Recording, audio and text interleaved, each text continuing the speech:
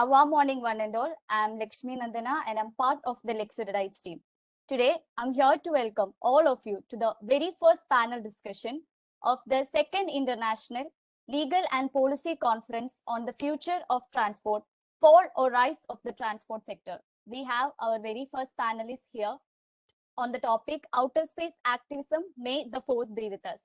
Mr. Anil Prakash from Satcom Industries Association, Ashok GV from Factum Law, Dr. Rajeshwari Pillai Rajagopalan from Observer Research Foundation, and Chinmay Roy of Endrix Corporation Limited, Department of Space, Government of India. And I'm very pleased to welcome today's moderator, Dr. Purvi Kanchu ma'am of Aerospace and Aviation, Lawyers Association of India. Last but not the least, my warmest welcome to all the attendees who are from various fields and from different parts of the world to today's incredible session. Now I invite Dr. Purvi Kanchu ma'am to commence the session. Thank you. Over to you, ma'am.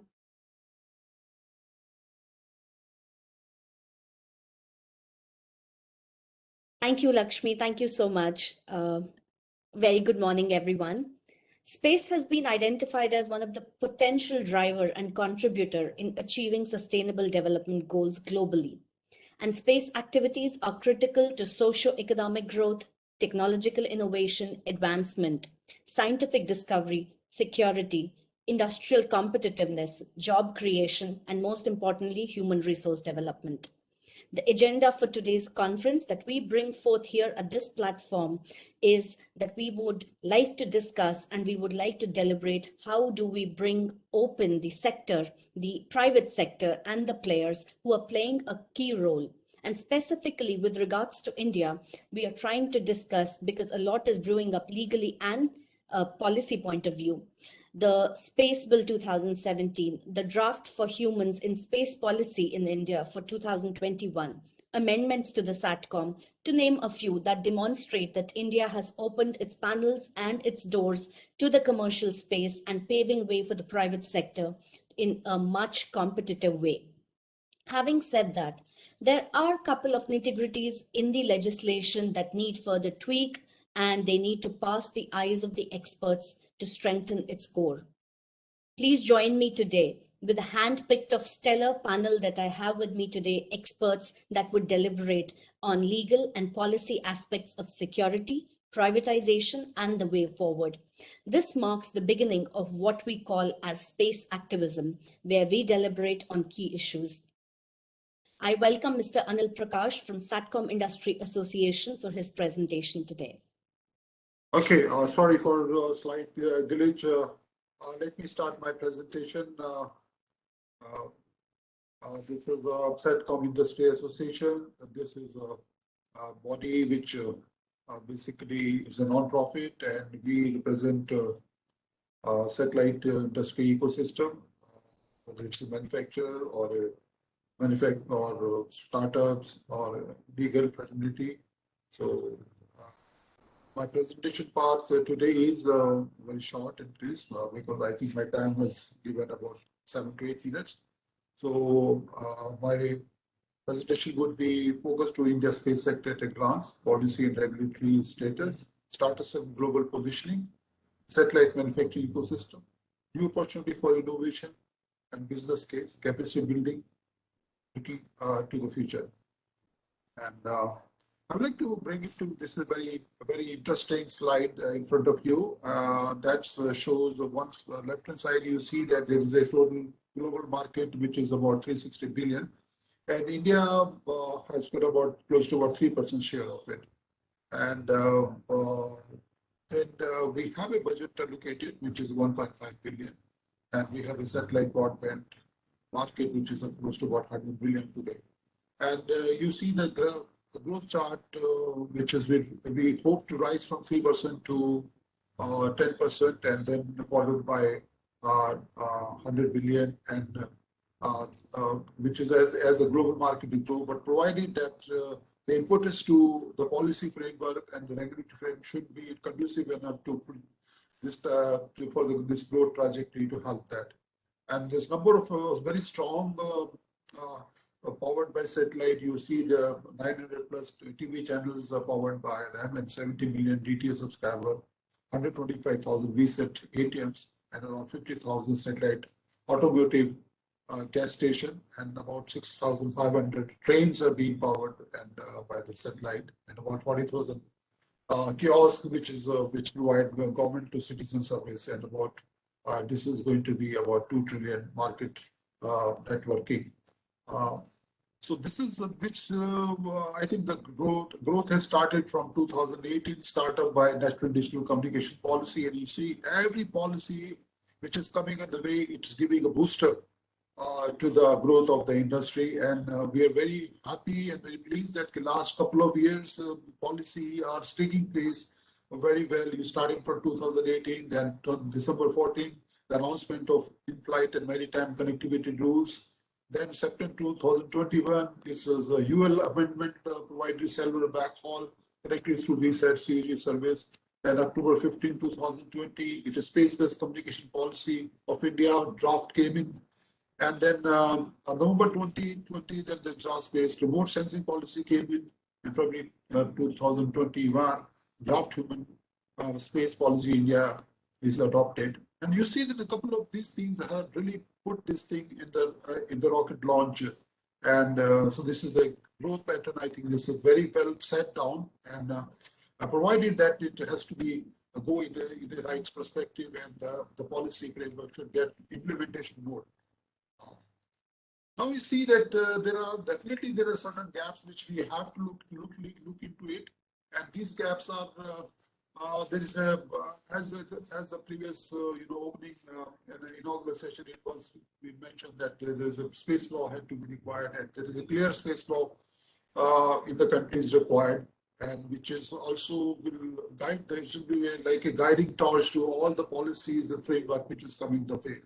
Of course, then we also need a regulatory framework where the new startups or anybody who wanted to develop a system, the testing ground need to be protected.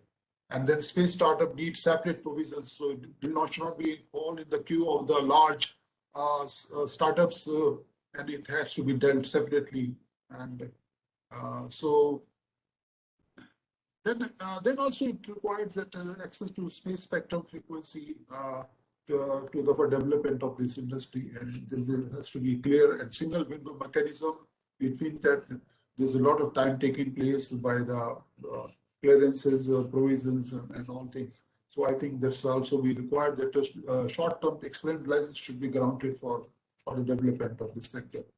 And then last is the funding support. I think it's need a constant steady flow for funds for this industry, and there is also need for non-delivery funding, startup building, prototype, and demonstrate proof of concept. And this is required, and also provision of the CSR, corporate social responsibility, for the startup funding, which has been provisioned by the government earlier. So now this is this is a startup and global position. If you see, then the picture is not. It's a good in terms of like we have about 500 firms engaged in direct indirect space technology. And you left-hand side graph shows that, of course, the funding has come into way, but steadily from 2019 to 2021. And there are about 50 space active state now, which is about nearly 60% of launch after 2014. And this figure is at par with the Japan and Korea. Of course, China has taken a lead into that. So if you look at the space startup, India have plans involving human space flight, and it's likely the union government to include private space tech startup in the draft human space in the space policy. In APEC region, the India, Japan, and China are three big, and it is basically emergence of international competitive across easily dividing with their Western counterpart with aggressive expansion strategy. And Japan's space debris removal company Astro has raised almost over 200 billions, which is in India. Total funding raised by space startup is nearly about 31 billion in 2020. So if you see that from 5 to 10 years away, We are not far behind the European or American developed space sector, but we are catching up with them really fast. So this is shows that left-hand side picture shows that what it's called consists of the manufacturing, and the large space chunk is taken of the space application, and then rocket launch, which is close to 0.14, and satellite manufacturing about 0.35, and ground equipment is 1.8. And this is a breakup, and India has to catch up with the global. Now we need to have push to the satellite manufacturing, ground equipment manufacturing, and the support system.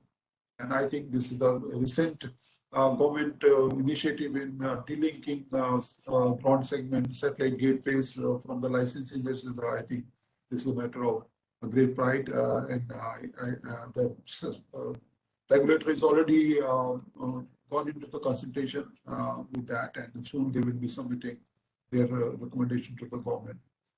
And if you look at this upstream sector is about 33% of space market, satellite manufacturing, launch market is nearly $500 million industry, whereas global market is about 23 billion. More than 50% of components are imported for satellites and launch vehicles. Local manufacturers don't find it feasible to manufacture these space components. I think it is required a complete ecosystem to develop in India, so at least the homogeneous growth is taken in the manufacturing field. So this is also there I'm going to touch upon these two great ingredients which can boost indigenous manufacturing, that is that inclusive space manufacturing under defense offset policy, and production link incentive to be applicable for space manufacturing. So these two factors will have a catalytic role in the manufacturing industry in India.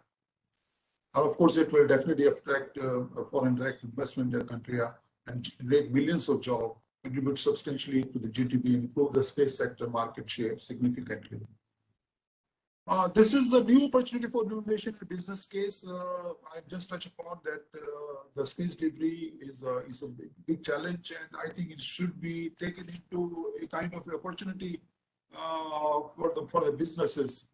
There are close to about 170 billion pieces of space debris are floating in Earth orbit, and it's and because at the same time there is a surge of satellite launches that have taken place from the 2014, and we're going to be thousands of constellations coming on the sky. The market of space junk removal is huge. The global space debris monitoring and removal market size was USD 803 million in 2020. It likely to reach about 1.3 billion in 2028, and India should also grab the slice of this pie. It's great opportunity for innovation, business case. There are two techniques that are training. Debris removal technology, which has got multiple methods and technology to remove space debris. Several startups have come up with the debris capturing solution, which are on trial and will be commercializing soon. On-orbit service technology is a disrupting the market in which it can extend the existing life of the satellite. It presents new opportunity for refueling, inspection, repair, maintenance of satellite, and significant area of need for future space growth, enable the maturation of technology and the economic prospects. This is my last slide, and where I touched upon the capacity building program. Firstly, global cooperation, not competition, is the future of the space industry. There must be well planned and how a partnership between economies could meet the country's pledge to increase its share of the global space industry. Investors are looking at the ground opportunity that some of these markets possess, hence events to collaborate investors and startups. Collaboration amongst all stakeholders, government, industry, academia, association, research institutions, and space laws and astropreneur. Absence of university courses that involve rocket and satellite technology, again, there is an opportunity for academia to collaborate and help in the chemistry building. Thank you. Thank you, Mr. Anil. I now call upon Dr. Rajeshwari Pillai with her presentation. Hi, good morning, everyone, and it's great to be part of the panel. And thank you, Dr. Purvi. for moderating this panel. So I guess looking at the panelists, I guess all of us have our own kind of niche specialty. So I don't think we will be, hopefully won't do much of a repetition in a sense. So let me try and outline a few contextualizing developments, a few scene-setting developments in the area of space security, which I believe would continue to continue to dominate the policy debates within the country, but also at the regional level or at the global scale. So space has changed in many significant ways over the past decade and a half. One is, of course, the growth in the number of actors. And the second is, of course, the diversification of players involved in space, which are some, in a sense, some of the big drivers in the changes that we see today. The space domain that used to be dominated by a handful of states today have, and with state-run programs, today we have about more than 80 players active in the domain, and these include a growing number from the space industry side, as Mr. Anil pointed out a few minutes ago. Meanwhile, you also have the space pursued by billionaires reaching a pinnacle. Within a span of 2 weeks in July, you saw two billionaires, Richard Branson from Virgin Galactic and Jeff Bezos of Blue Origin, making historical suborbital flights, pushing open the envelope of space tourism. But this also opens new questions like who an astronaut is. Can the passengers of these commercial flights, these tourists, can they be called astronauts? There are also developments pertaining to the moon and interplanetary missions that are gaining centrality. China's first solo interplanetary mission, Tianwen-1, consisting of an orbiter, lander, and rover, successfully entered the Martian orbit in February 2021. You had the United Arab Emirates with their Hope Mars mission in 2020, reaching again orbit in 21. NASA's Perseverance, again, another mission to collect the first ever sample of Martian rock. Again, there have been a lot of these developments. But from an Indian perspective, for the Indo-Pacific or the Asia-Pacific perspective, I think China's growing sophisticated space capabilities in some of the certain niche areas have driven much of the competition that we see when you look at space from a security or strategic perspective. In fact, these have driven the other two major Asian powers, space players, both India and Japan, to respond in their own ways. India's attempt to, for instance, soft land on the lunar surface faced a setback, but nevertheless, I believe it is a reflection of the budding Asian space competition. A successful mission, for instance, would have put India as a second Asian power to successfully carry out an unmanned lunar mission. 6 years ago, then you had India became the first Asian country to send an orbiter around the Mars, the Mangalyaan mission. And as there are many more upcoming missions which will keep India upcoming Venus mission is something that we are going to look at. Second mission to the Mars. There are many more plans in this regard. It's sort of indicating some of the competitive dynamics that play out in the Indo-Pacific region. Japan too has had some impressive achievements, such as lunar orbiter mission in 2007. Although this has been followed more by commercially viable projects. This has been followed by commercially viable projects like the Hayabusa mission, which is the first time a spacecraft landed on an asteroid and brought back samples. So Asia is, in a sense, witnessing a fair share of competition playing out. And this trend, I believe, will only intensify as we look ahead. Interestingly, many of these missions are driven by the terrestrial power politics than any other factor. Therefore, Asia will continue to have important scientific and technological advancements. But I think the tense geopolitics of Asia will also intensify the space security dynamics in the coming years. So this emerging competition in Asia is no more about attempting their own first and so on and so forth. Who's going to be the first to reach moon or a sort of an area that has not been explored before and so on and so forth. But it is moving to the security domain as well. And I think that has more security implications. For instance, India tested an ASAT weapon, anti-satellite weapon in March 2019. But this was only an effort to catch up with the capability that China had already demonstrated first time in January 2007 successfully. After the Chinese ASAT test, India began to feel the need for developing its own deterrent capability to ensure that its assets are protected. And other spacefaring powers are re-examining their options, strategies, and capabilities, assigning a greater security role to their space programs. For instance, after the Chinese ASAT test, the US undertook its own ASAT test in 2008. India thereafter now has gone on to conduct a tabletop war game called the InSpaceX in 2019, with all the stakeholders, including the scientific establishment, military, and so on and so forth. Along with the capability development, India is also shaping up institutional architecture to develop the longer-term strategies for space utilization and its integration into the armed forces. So in a sense, the evolving space security developments are even more significant, I would say, as compared to some of the civil developments on the civilian side, because there are a number of other developments, such as the development of a range of counter space capabilities, including kinetic ASAT weapons, cyber and electronic warfare technology, directed energy weapons, by a handful of states, which are in a sense resulting in destabilizing dynamics, pushing other countries to pursue these mechanisms as well.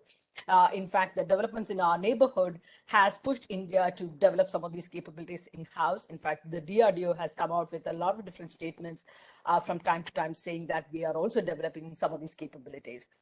So each of these developments have, in a sense, at the same time, pushed space to become more crowded, competitive, and even conflict-ridden. And if the current trends continue, continued safe, secure, and sustainable use of space, access to space cannot be guaranteed. So I think that's something that we are in a sense. So having said that, what are we kind of dealing with? Very quickly, one is crowded space, which I've already talked about, and the space security dynamics are again becoming more complex, partly due to the crowded and congested nature of space. But a direct issue from that arises from a crowded outer space in the realm is space traffic management and orbital debris that have implications for safe, secure, and sustainable use of outer space. A second important aspect in this regard is also that space is a dual asset, and many countries are beginning to use space for a variety of military and security applications. Radio frequency interference, for instance, could be a result of the increasingly crowded nature of outer space, but there are also deliberate attempts to jam or impede radio signals and so on and so forth. Laser dazzling, blinding, or using cyber means to create temporary disruptions as well as denial of services to generate interference in command and control systems, logistic networks. All of these are happening, and these are in a sense worrying. A second major impact is the military space programs as a response to some of these developments by a handful of countries. Which again, for the interest of time, I'm going to skip over it. A third important aspect is dedicated military space institutions. Of course, Trump, when he established the US Space Force, it received astonishing amount of publicity by way of newspaper headlines. But the fact is that the US effort was just the latest in a series of such actions by other major space players as well.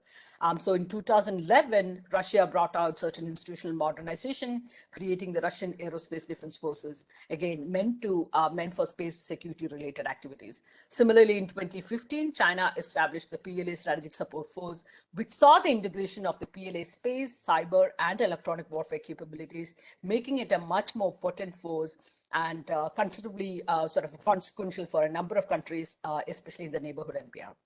And of course, India has set up its own defense space agency, and the establishment of all of these different kinds of specialized space units have important implications for India, but also for the larger region and beyond. And as space becomes more integrated and assumes more direct roles for conventional military operations, it can be expected that states would continue to seek improved coordination of the military and security functions, which call for developing these institutions. The French and the Germans also have gone about creating their own version of the Space Command. In May 2020, Japan went about in this direction by creating the Space Operations Squadron. So in a sense, there is a big military focus that are beginning to happen over the last decade or so. And I would think while the competition is partly a result of the terrestrial politics, but I think another important issue is, in a sense, the global balance of power and the regional balance of power, shift in the balance of power dynamics.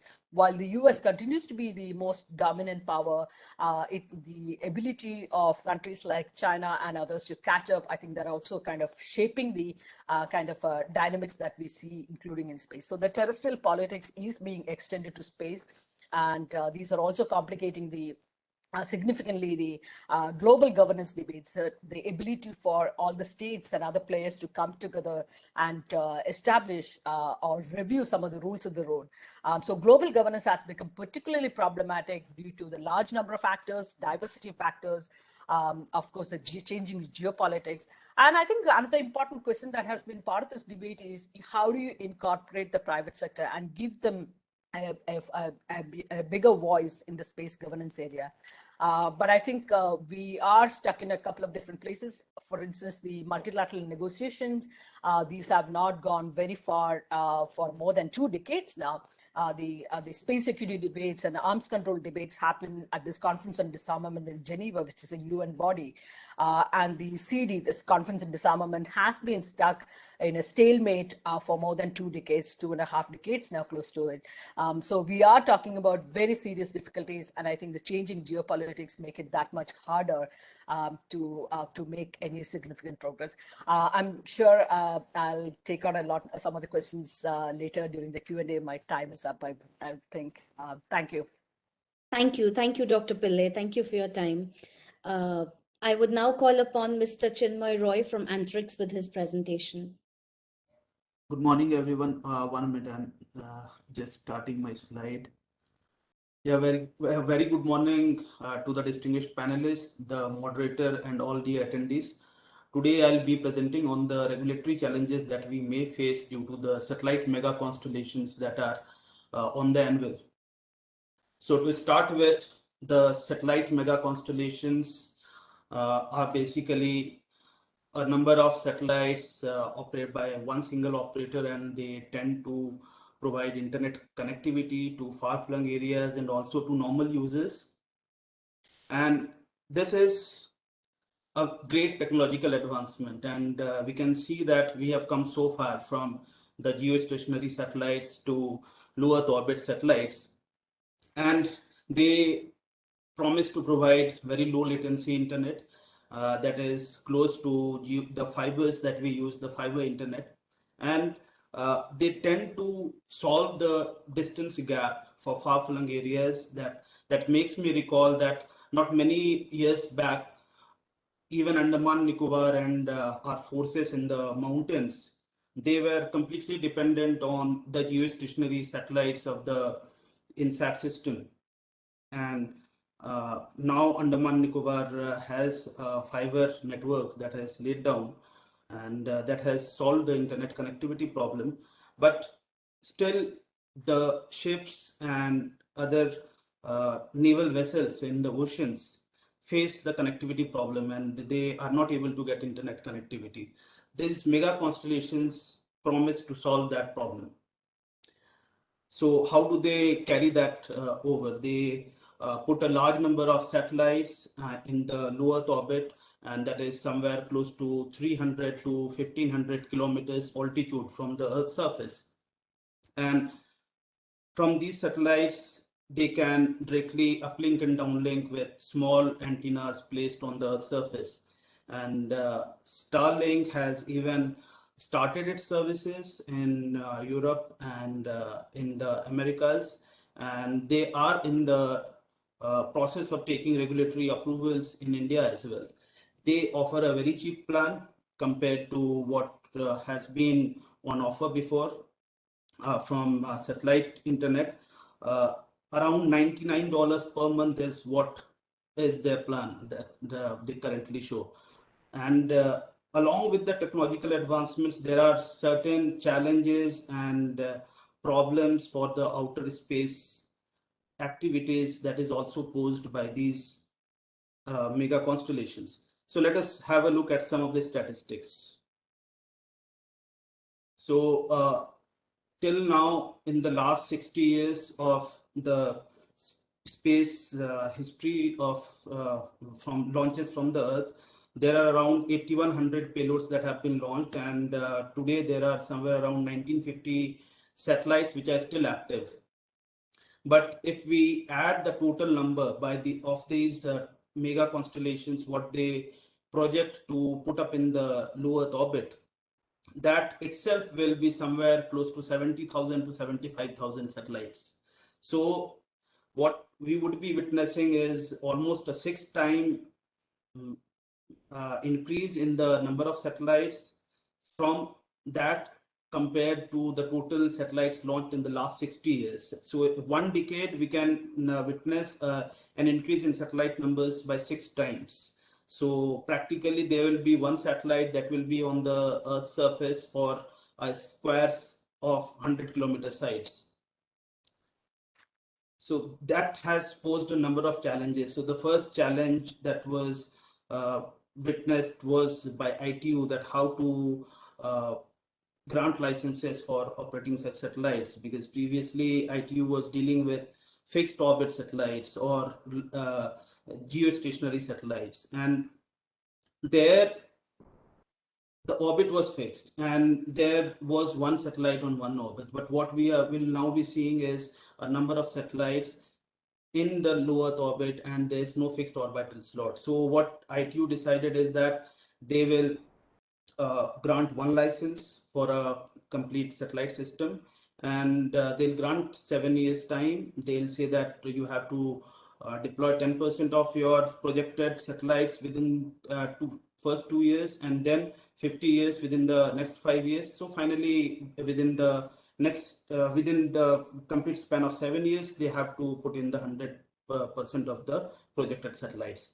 So that was one of the challenges, but there are other challenges as well. Now, the main challenge that we would be seeing is in form of debris creation and debris management. So there is a great risk of debris creation, and that can be categorized in two folds. Like when a low Earth orbit satellite is generally launched by these satellite constellations, they put it at a very low Earth orbit, and then they gradually raise the orbit to their designated orbit. So in the travel from the lower top, from the orbit of their launch to the orbit where they would be sitting for the rest of their lives, that transfer process is very risky because if we see, there are a large number of space debris that are in that orbit, and they, in most cases, they are so small in size that they do not have a proper thrust mechanism. They have very micro thrusters, and they cannot make that sort of maneuvering activities what it would be required. And when they are in the orbit, then as well there's a great threat that is posed. The threat there is basically from the already present particles, satellite particles, and also other satellites. So that is a big threat. Apart from that, there is also a threat on astronomical activities. There's the dark skies play a very important role in astronomical activities, and astronomers around the world are posing the grievances that they are not able to get the right amount of darkness in order to carry out observations of the outer space objects, and the low Earth orbits, they often intersect in their observations and cause a lot of problems. There is also a signal interference that is caused due to the presence of the low Earth orbits, and that is mostly solved by ITU by giving them a secondary sort of recognition. The primary recognition and the primary signal ownership is given to the geostationary satellites so that there is no interference, and the low Earth orbit satellites have agreed to live with that, to agreed to like let the geostationary signals be transmitted, and then their signals be taken after such signal has been transmitted. So if we see, currently there are somewhere around 19,000 cataloged objects in the space which are larger than 10 centimeters. Most of them are non-active satellites. A few of them are only active in the low Earth orbit, and there are somewhere close to 5 lakh smaller uncatalogued fragments that are 1 centimeter or less than 1 centimeter. So these many objects are moving on in the orbit from 300 to 1500 kilometer altitude. And that's where all these 72,000 planned satellites are also scheduled to come in. So here we see that there will be an increase in the close approaches with the space objects, these uncatalogued and cataloged fragments and space objects. And due to the short lifespan of these mega constellation satellites, there'll be a need to frequently replenish them after every 5 years or so. So that will also add on to the number of space objects in the low Earth orbits, unless they are properly disposed of by bringing them down to the Earth orbit or to put them up. So that probability will go on increasing unless we manage the debris or we mitigate or we put in active traffic management guidelines. Till now, there are no active traffic management guidelines in the low Earth orbit, and such guidelines are present in the high seas in the international airspace, but not in the outer space. That is the need of the time now. And along with that, there has to be active sharing of high position data so that all the operators and the stakeholders are able to get the positional activities of the other space objects and then can actively maneuver. There should also be norms of first action as to who should act first in case of a collision probability.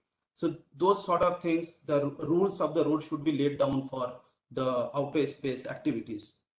The industry has also put in a number of initiatives in order to avoid any mishaps in the low Earth orbit and to put in proper mechanisms to for a sustainable space usage of the low Earth orbit. And here are some of these initiatives. And recently, the United Nations has also come up with resolution that it has adopted. It has adopted to reduce the satellite space through norms, rules, and principles of responsible behaviors. Though it is not non-binding, but it is a great step, and it will lay down some rules, binding rules in the future. So I'll just end my presentation with this quote from Mark Twain. He says that history never repeats itself, but it does often rhyme.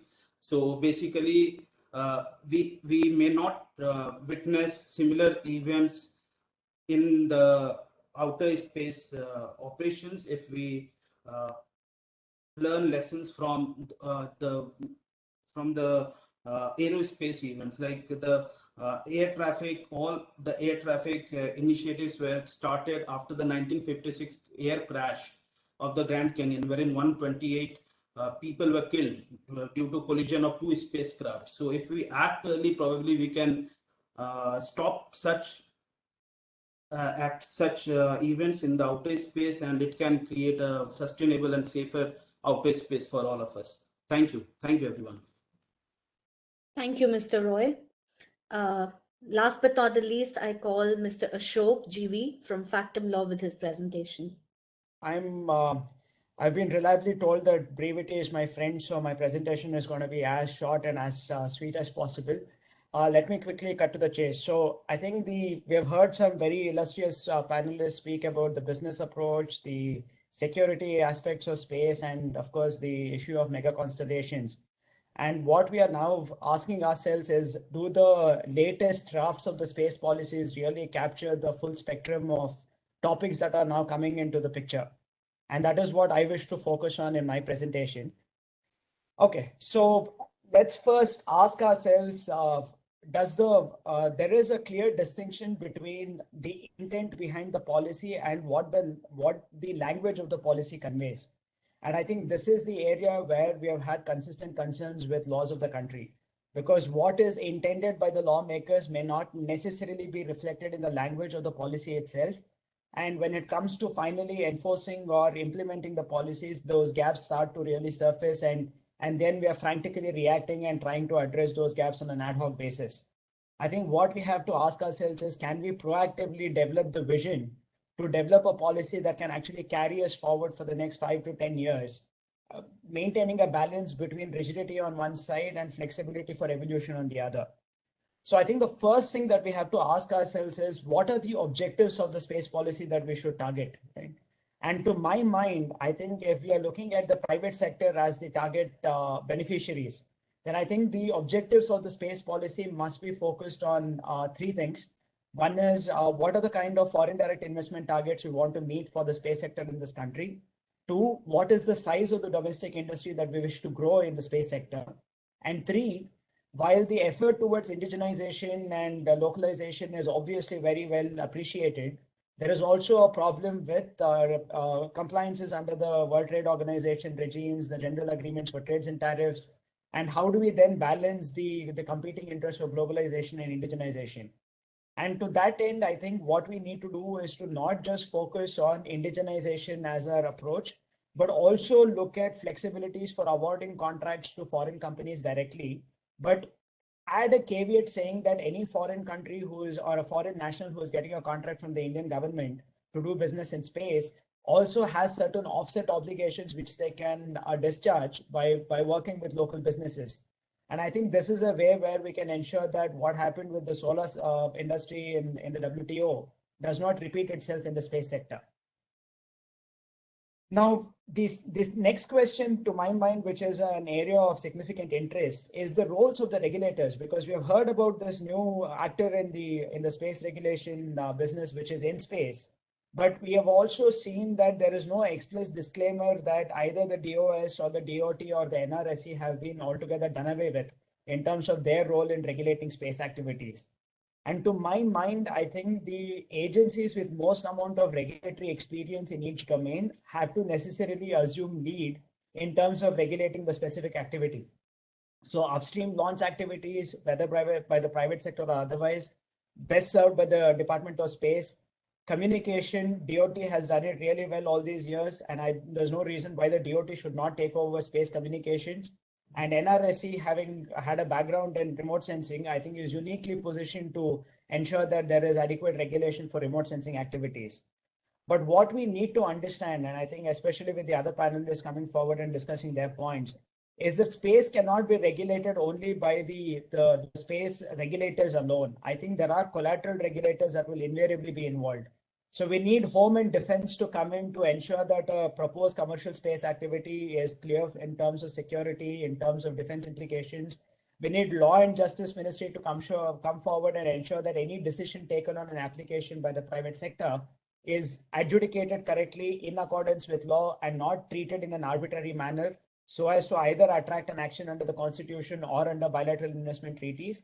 And lastly, we also need agencies like Trade and Commerce and Ministry of External Affairs to get involved to ensure that we are in compliance with international obligations in the manner in which we treat applicants, and Trade and Commerce to ensure that the business perspective is not lost. So decisions actually augment or enhance business objectives and do not impede predictability and clarity in terms of India as a regulatory destination for investments in space. Okay, so what do we propose? What we propose is that the policy is tweaked further. We enhance the scope of the policy.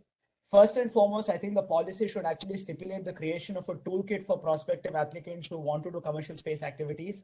This toolkit should specify what are the various steps involved, who will be the first regulator to whom the application is filed, who will be the second regulator. It should provide a term sheet of the potential license terms and conditions so that the actor knows what to expect. There must be promise of confidentiality so that sensitive technologies can be confidently disclosed without there being any fear that tomorrow it's given to a third party under the Right to Information Act. And to give you a simple example, today we know that there are security requirements for adjudicating an application for SATCOM activities, but we still don't know what are the kind of security requirements that we will have to comply with. Now, if those kind of requirements are actually published and ensure that it is available for prospective applicants, I think it goes a great step in ensuring that we have clarity when we apply for licenses, and the regulators also know that there is a framework that they can fall back on. Now, the next thing is, of course, we did talk about startups and how a lot of space-related government contracts can actually just go to the bigger players. But in order to encourage the smaller players, what can be done is that the government can come up with a list of accredited startups who can be nominated as nominated subcontractors, so that when the big agencies get their contracts, the condition from the government can be that some part of the project has to be assigned to a nominated subcontractor. So this is one way in which smaller agencies or smaller actors who can't otherwise access big government contracts are still able to benefit from government contracts in space activities. Thirdly, I think the intent and vision on mitigating space debris and enhancing space situational awareness is fantastic. But unless and until the policy actually announces subsidies and funding initiatives for these technologies, the principle on paper will never truly translate into practice. So I think the policy must announce in no uncertain terms that there is subsidies available and there will be subsidies available for companies that actually do work in space debris mitigation. Lastly, high value contracts involving granting of licenses, especially with in respect of the 2G spectrum scandal that we saw, or any of the other cases where the Supreme Court has been quite active. It is important that the government takes a suo motu initiative that if it is a high value license, they will themselves approach the Supreme Court for a clarification as to whether the manner of licensing is in compliance with the Constitution or not, so that tomorrow the agencies or the private actors know that license granted will not arbitrarily be cancelled. And lastly, I think the government should look at regular workshops and seminars to actually announce what is their intent, how they intend to implement the policies, and how they intend to execute some of these policies. So concluding remarks, I think is as follows. So policy is the foundation. I think we need to understand that we still don't know what are the functions of in-space, what are the roles and responsibilities of in-space, what are the powers of in-space. Same thing with the other regulators. And I think that is something that the potential law will have to stipulate. But policy should essentially outline the broad contours of governmental approach and attitude in the space sector. So for example, what is going to be the attitude and approach to foreign entities looking to do private space businesses? What is the attitude and approach for Indian businesses looking to do business in space?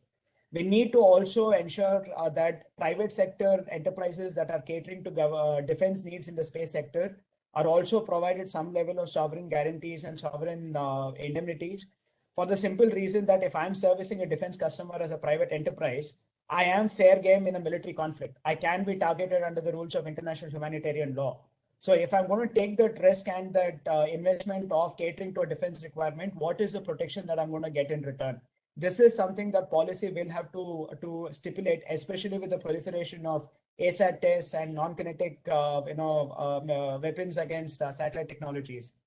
We need to ensure that we avoid siloed evolution of laws. For example, we are talking about non-personal data being regulated under privacy regulations, but at the same time, we are also seeing proliferation of remote sensing activities. Now, if tomorrow the image of a land is considered non-personal data, and suddenly we have a whole new set of compliances for remote sensing businesses, the entire business model can collapse overnight. So I think it's important that government agencies talk to one another.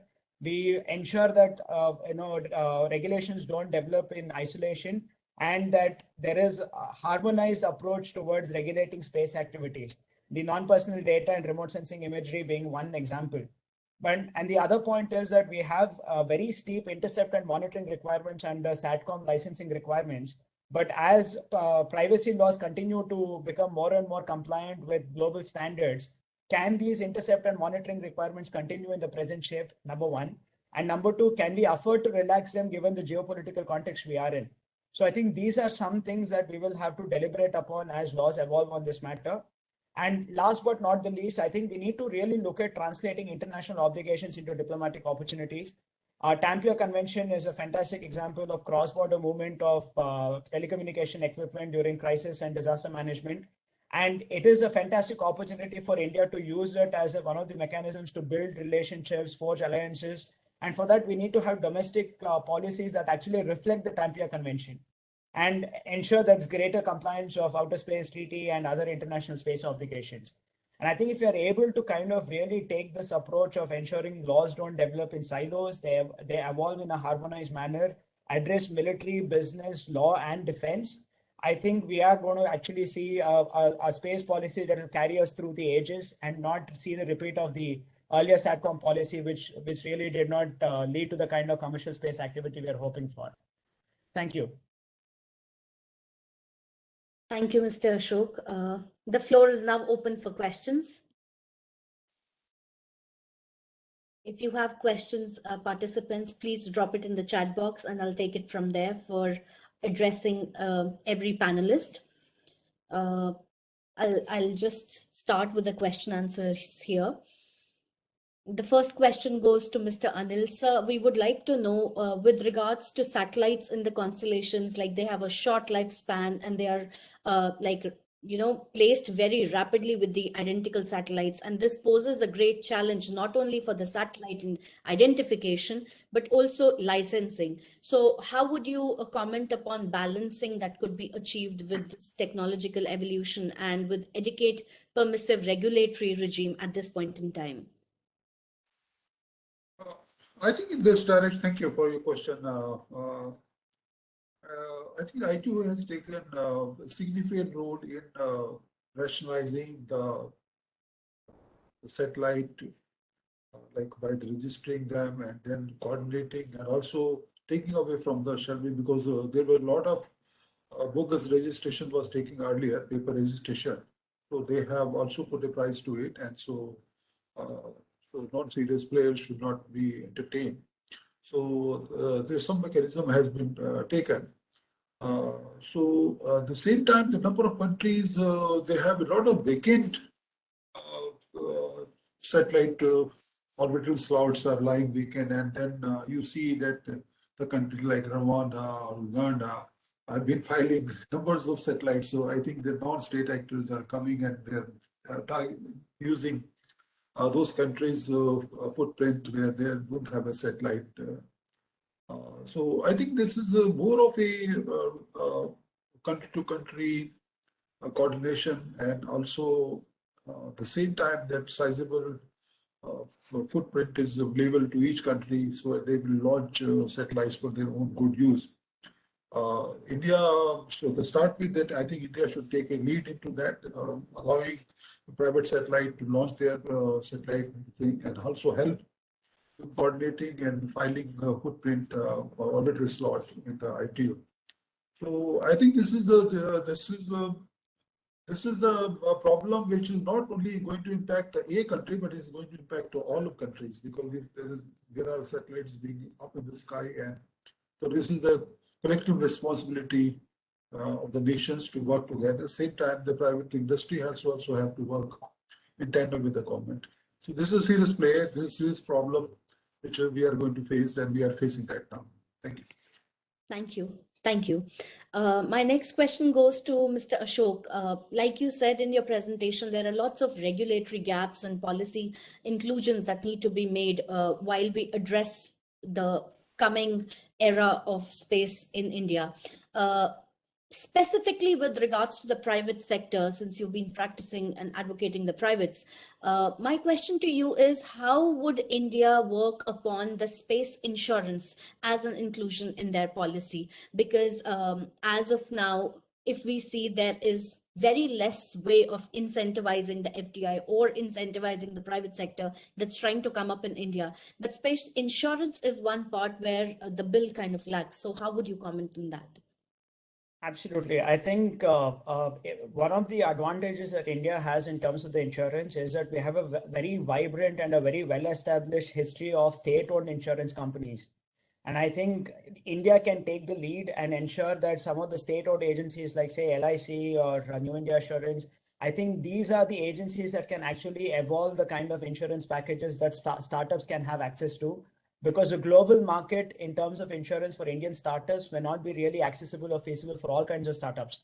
So I think India has to take a state-led initiative in the insurance sector, come out with policies and come out with packages that are easily accessible to space startups.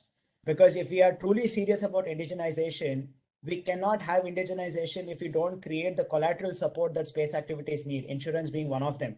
So my immediate solution would be that a state-led insurance initiative is the need of the hour, and that can actually be the starting point.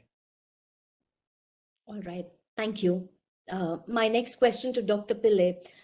In your presentation, like you spoke about having a doctrine or a military doctrine for space. and there needs to be a collaboration for the private sector. But should the private sector or the private owners of these satellites in space be concerned with regards to servicing military customers, given the kind of proliferation we have with regards to ASAT or non-kinetic weapons for that matter of fact? So what basically should be the plan? Yeah, absolutely. No, I think there are several complexities involved. One is that space is such a dual asset, so it can be sort of, for instance, if a private sector corporation is going to be launching a payload which is mixed in nature, which can be used for both civilian functions, but also certain military oriented functions. So suppose one of your adversaries is going to be sort of wanting to target something. So how does the private sector, what kind of recourse of what kind of actions that can he take in a sense? Should the particular payload be sort of targeted? What are the kind of, does the state have, does the state that has been affected in a sense, where the private sector is located in, do they have any sort of a mechanism to deal with it? What are the kind of steps that come into play? I think there are serious questions. Second is, of course, so one is the mixed payload, and that happens. Dual use aspects. Second is the mixed payload. A launch could be carrying both civilian and military payloads. Again, when that happens, and if the private sector is engaged in that particular activity, how does that come into play? What are the kind of issues out there? And I think these are mainly we look at this as a Western phenomena, because mostly the private sector is still dominated by the Western countries in a sense. It's changing, including in Asia. In Japan has been somewhat more pro in this regard, but China, it's changing. China and India are also changing. But again, we don't have a clarity on many of these aspects as to how some of the private sector participation, how do you facilitate that? How do you deal with them when there are missions are targeted, and so on and so forth? But I think the other aspect is also about the kind of what kind of space you talked about the military doctrine, but also, more broadly, can we agree upon a broad set of rules of the road, both at the global level, but also at the domestic level? At the global level, this can emerge, and this should translate into something more domestic regulations in a sense. But where are we in terms of developing those rules of the road? We are at a kind of a complete standstill. There has been no progress for the last several decades now, in a sense. I think we were hopeful at many a time over the last decade and a half. 2011, for instance, the EU came up with a code of conduct for outer space, international code of conduct for outer space activities. We thought it was going to make some progress, despite the initial sort of a reservation from a number of countries, because the EU formulated something that they thought that was going to be good for the rest of the world. So there were problems with the process issue. Then we have had two GGs, group of governmental experts, one on TCBMs, that is transparency and confidence building measures. There was a second GG on PAROS, the prevention of arms race in outer space, in 2018-2019. And the second GG was even more of a disaster, because the groups could not even agree upon a consensus report. I was part of that process. I was a technical advisor to the group, so I knew the kind of contentious adversarial nature of debates and the manner in which it fell apart, in a sense. So there are serious issues when it comes to, and then of course you have the PPWT, the Russia-China proposed draft treaty on the prevention of the placement of weapons in outer space, PPWT. Again, it hasn't seen much progress, including from countries like India, that has generally supported legally binding mechanisms, but mainly because, one, it gives a extremely it comes up with new definitions on what space weapon is, what space object is, in a sense, and so on and so forth. Second, there is an excessive focus on placement of weapons in outer space without giving due regard to the ground-based assets like the kinetic ASAT missiles that can be used to target assets in outer space. So you don't have to necessarily put something in space to target somebody else's asset, but you can use a ground-based asset to target, or cyber, or any other means to target somebody else's assets, in a sense. So because those issues are not really have not found much of any mention really in the PPWT. So even countries like India that has generally supported legally binding verifiable mechanisms have not supported PPWT. So we are at a standstill. So I keep wondering, are we waiting for some major catastrophic event to happen and then realize the need for us to have some sort of an agreement, maybe it can start as a political agreement, because today, given the great power politics and the balance of power dynamics and so on and so forth, trust and confidence in each other is at zero level. So if we have to start the process of trusting each other, developing basic levels of understanding and confidence in each other, maybe we need to start with some information sharing agreements that are political in nature, so that you get into the habit of understanding each other better. That gives scope for at a later, slightly or in a gradual fashion, you can go on to develop more binding measures, including legal treaties and so on and so forth. Thank you, Dr. Pillai. Very well said. Yes, absolutely. There has to be a trust, and it's a true two-way road. And for doing that, there needs to be steps that need to be taken. Yes. My next question goes to Mr. Chinmoy.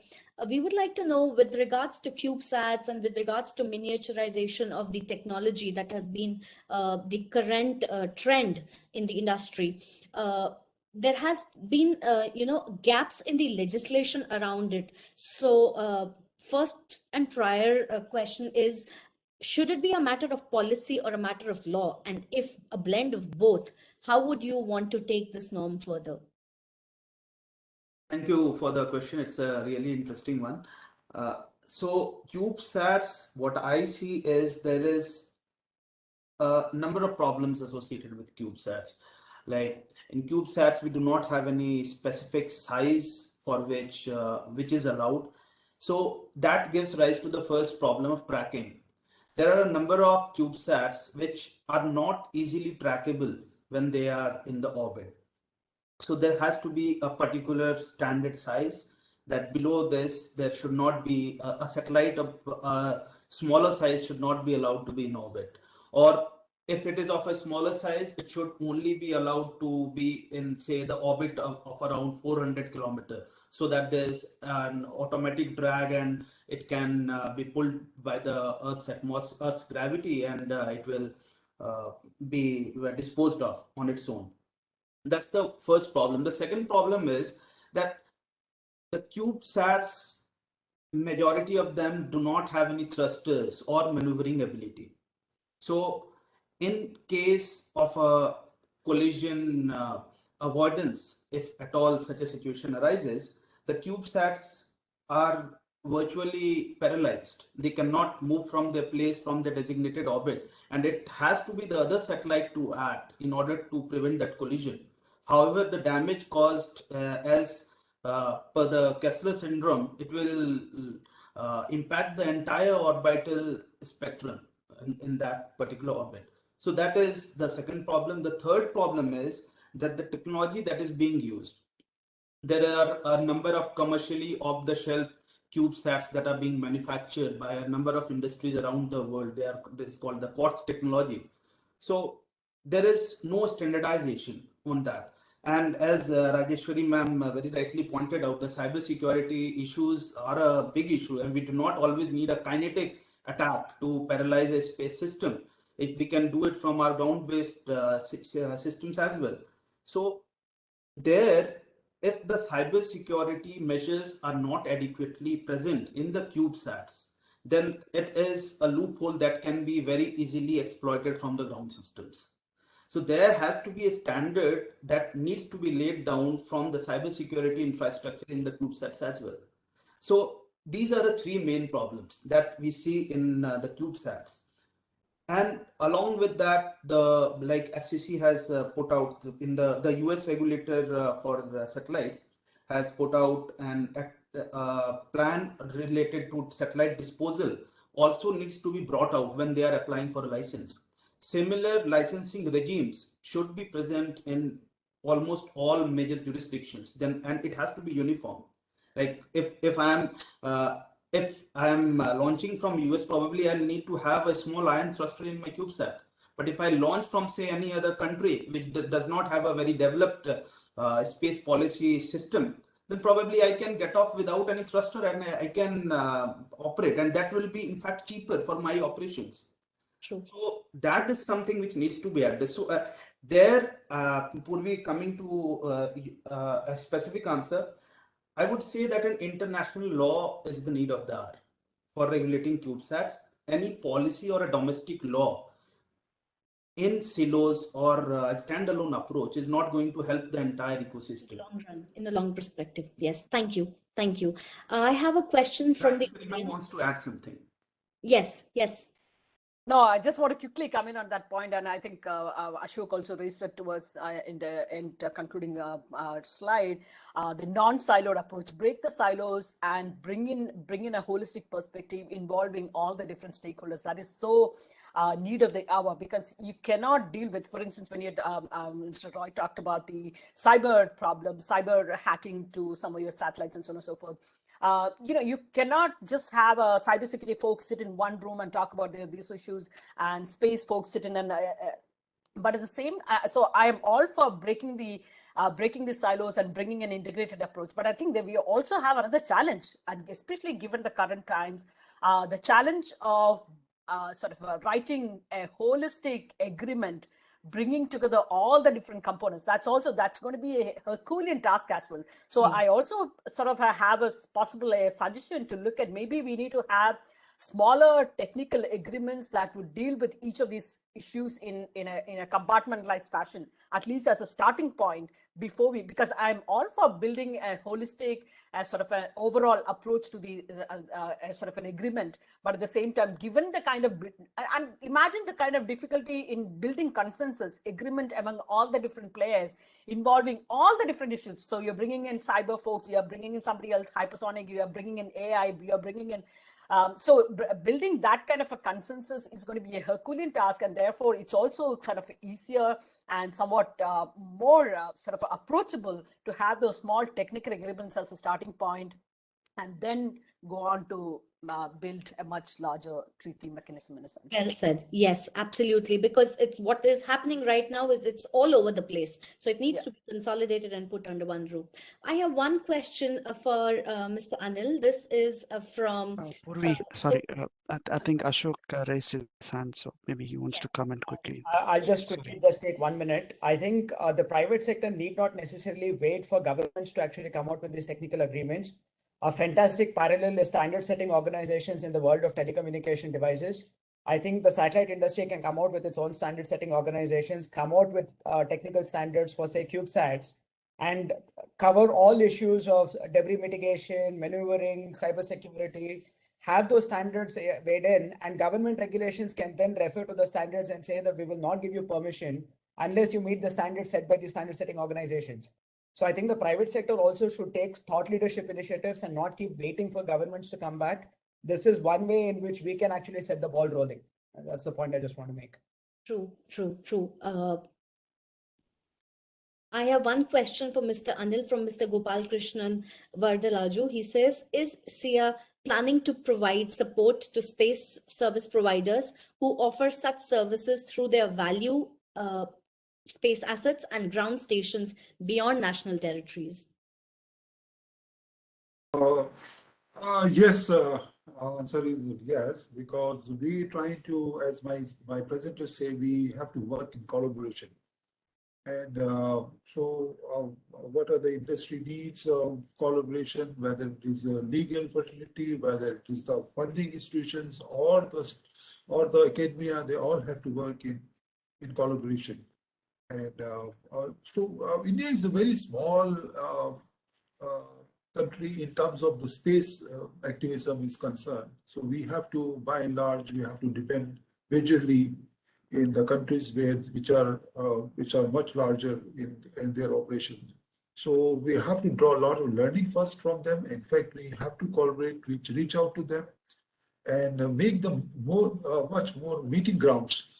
So right now, because we hardly any opportunity for the international space players to come in India, but I think we should go out and meet them. So we are making those collaboration with number of countries or association abroad, so we can reach out to them more quickly And the benefit goes to the space industry, Indian space industry.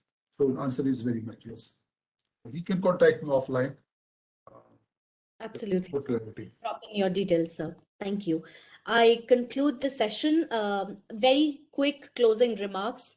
As the deliberations of this entire session have gone smooth, and what we have learned here is that we are all set and geared for the private sector. We have opened up the doors. India is right there, and the world is looking at India right now, where doors for the private sector are open. However, all those small little nitty-gritties of the tweaks that are supposed to be made in the policy inclusion or the legality around commercialization and privatization of space, India needs to gear up that before you make it public, before you bring it out as one holistic law, it needs to first map it with the international standards set up by the UN Corpus. It also needs to bring in a holistic approach wherein all the panelists today have brought forth one point which is redundant and common amongst them all, that India needs to first build its national domestic law with regards to what is happening internationally, and it also needs to address all the elephants in the room, not in silos, but or compartmentalize it, but bring it together under one roof. And the best way to start it is by making small little technical bringing in small little drafts around each one of them, addressing every elephant in the room, and thereafter making out the first Space Act for itself, which is robust, which has the entire policy perfectly set in place for the private sector, where there is no ambiguity of law, and which opens doors, especially for the private sector, given that space is a $360 billion industry. This is one way of strengthening our economy, and this is one way where we can also combat issues with regards to space debris, with regards to sustainability, long-term sustainability, in fact, and also with regards to the security threats or the cyber threats that we have, given that space is not just a commercial hub, but also the final frontier. So having said that, I thank all my panelists today for their valuable time, for the insights and the inputs that we have brought here together holistically, bringing and one last thing that I would like to ask before I conclude the session to all the panelists: the conference theme, the rise and fall of the transport industry. How would you quickly comment upon this particular question? Where do you see the space industry going with regards to being hit by COVID recently and the economy suffering due to lack of paucity of funds here? How do you see it? Quick question. Should I go? Anyone? I can probably start if everyone else is okay with it. I think COVID was actually a great opportunity for the space industry to make itself more relevant. To give you a simple example, remote sensing satellite was a fantastic manner in which you can actually monitor assets remotely without actually physically traveling there. So for example, if you have oil and natural gas assets that you want to monitor remotely, or agricultural land that you want to monitor remotely because travel is restricted, I think those are areas in which satellite technology was really a great enabler. So, and since we are now increasingly more dependent on communication, like for example, this very conference, I do see things like COVID as an opportunity for space sector to find itself a more robust market. Of course, there will be other challenges, but in terms of the question rise or fall, I think the space industry is only going to rise. The mining interest in the long term, especially, is going to be the new gold rush of our times. And I think we really need to ensure that we have regulations to make sure we don't become the new Wild West in space. So that's how I would look at it. Thank you, Ashok. Dr. Pillai. Yeah, very quickly I think a couple of things. One, I think the private sector entry of the commercial actors, for instance, has democratized space in a sense. Access to space has become that much cheaper. You have the reusable launches and kind of things. And so that market is going to flourish. And given that the use of space has been acknowledged and appreciated by a large number of players only very in recent years. So the access to space becoming cheaper is a sort of a big incentive, it's a big boost for the developing countries from across, whether it is developing countries in Africa, Asia, or Latin America, and so on and so forth. So it's a good time for these countries to start exploring what they can use and how they can use space to change the social and economic lives of the people. So that's number one. So access to space having become cheaper because of the sort of entry of private sector players who have democratized the space sector. The second is, of course, the COVID-related restrictions. It has brought in a lot of innovation and kind of thing, but also there are limits to funds available for startups and small and medium-sized enterprises. So I would see collaboration among a cluster of small and these enterprises to be possibly the going forward in a sense. So there could be possible collaborative ventures between Indian and Australian firms maybe, or in Indian and Japanese firms maybe, or Indian and the US American firms. So I think the possibilities of collaboration I would think has increased is manifold because of the sort of maybe shortage of lack of funds available with that much ease as it was during the pre-COVID days. So I think those are going to formulate new partnerships and new enterprises in that sense coming forward. And I think that's a good thing, because I think a collaborative approach in that sense to develop some of the niche technologies and kind of things in this area, for whether it is for remote sensing and whole range of operations, broadband industry, connection, communications, and all of that stuff, whether it is the civil sector or in the defense communication sectors, all of these are going to be important. So if the cooperative ventures can be found because of the sort of a funds deficit, but it can be looked at in a way how that's kind of giving way to more collaborative ventures between partners from India and around the world in a sense. Very right, very right. Mr. Anil, your comments. Well, I said rise in terms of I think that COVID has put satellite on the forefront, and the uses or the reach which satellite can provide is not more underlying. And I think this is definitely rise for the satellite connectivity ways, because India has a large population which is still not connected. Almost close to about 50% of rural population is not connected yet.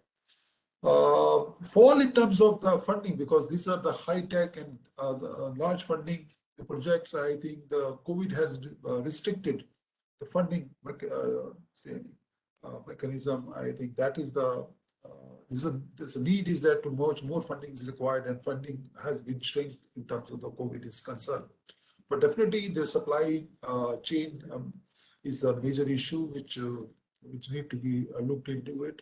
Of course, satellites can definitely much better role in terms of the connectivity, in terms of reaching out to people and providing not only G2C but also to B2B or B2C area. I think this is we have seen that what was being taken as a satellite few years back before COVID.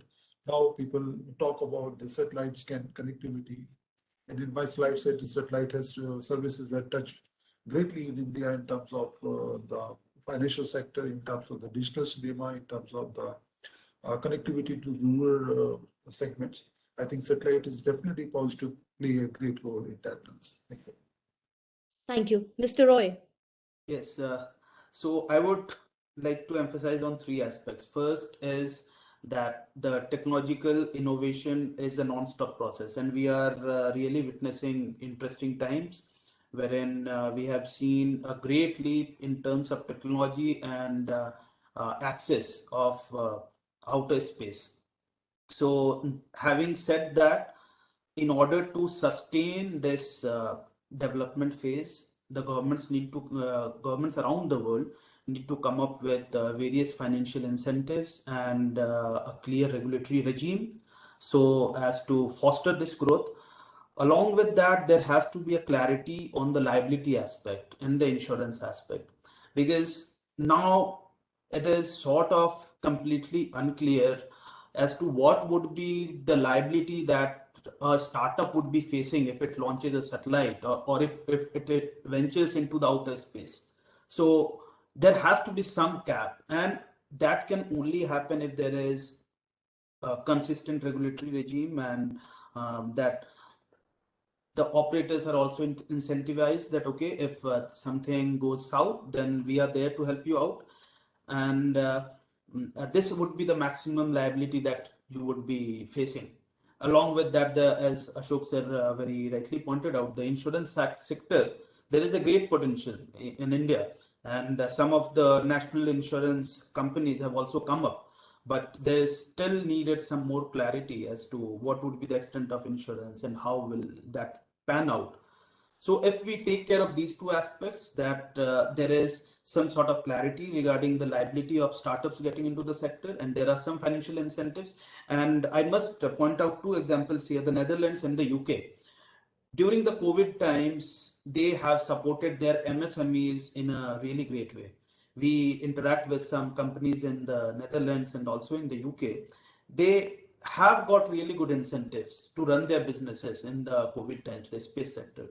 So that sort of incentives should be there to all the startups, because this is a very high risk industry, and unless that is there, there's an entry barrier that needs to be crossed, and that can only help with government help. So that, having said that, there's a great potential, and obviously we'll witness a lot in the coming times as well. Thank you. Thank you, Mr. Roy. I think COVID has been an eye-opener, not just for here and there, but for space industry. I think it's seen a boom, unlike its counterpart, the aviation. A lot has fallen on what we need to do and what gets going. So I thank you all for your time today, and really on behalf of Aerospace and Aviation Association of India, Nalsar University of Law, and Lexa Wright, I thank you all for your time and joining us here for the deliberations today. Our next round of technical discussions will be technical round 2, which will start at 11:45. It is transport and environment, the special case of aviation. Thank you, everyone. We look forward to your collaborations, and we look forward to having you over for further as well. Thank you so much. Thank you, Purvi, and thank you once again to all the panelists. Thank you. Thank you so much. Take care. Thank you. Thank you. Thank you. Take care. Have a nice day.